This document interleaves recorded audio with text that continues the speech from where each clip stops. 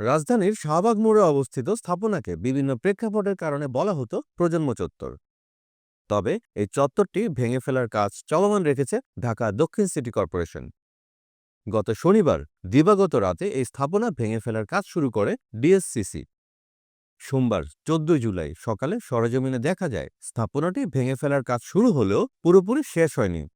উৎসুক অনেকেই সেখানে এসে ছবি তুলছেন, কেউ কেউ ফেসবুক লাইভও করছেন। জানতে চাইলে ঢাকা দক্ষিণ সিটি কর্পোরেশনের প্রশাসক মোহাম্মদ শাহজাহান মিয়া কথা বলেন গণমাধ্যমের সঙ্গে। তিনি জানান, গৃহায়ন ও গণপূর্ত মন্ত্রণালয়ের নির্দেশে শাহবাগ মোড়ে নির্মিত স্থাপনাটি তারা ভেঙে দিচ্ছেন। সেখানে নতুন করে স্থাপনা তৈরি হবে। জানা গেছে, সরকার দেশের ৬৪টি জেলায় যে জুলাই মনুমেন্ট তৈরির সিদ্ধান্ত নিয়েছিল, এর মধ্যে ঢাকারটি শাহবাগের যে অংশে এই স্থাপনাটি নির্মিত হয়েছিল সেখানে তৈরি করা হবে। সিটি কর্পোরেশনের কর্মকর্তাদের সঙ্গে কথা বলে অবশ্য এ বিষয়ে আরও তথ্য জানা যায়। ২০০৮ সালে আওয়ামী লীগের সাবেক MP Nurunnabi Chowdhury Shaon city corporation থেকে অনুমতি নিয়ে এই স্থাপনা নির্মাণ করেছিলেন। বিজ্ঞাপন প্রচারের জন্য বাণিজ্যিক উদ্দেশ্যে প্রথমে এই জায়গা বরাদ্দ নিয়ে নিজ খরচে সেখানে এই স্থাপনা তিনি তৈরি করেন।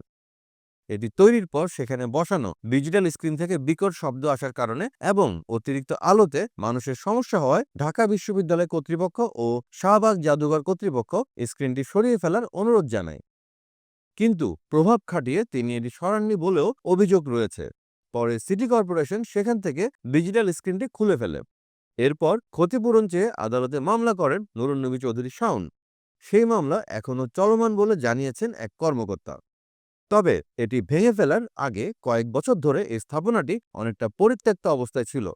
গণপূর্ত মন্ত্রণালয় সেটি ভেঙে এখন সেখানে জুলাই মনুমেন্ট তৈরি করার সিদ্ধান্ত নিয়েছে।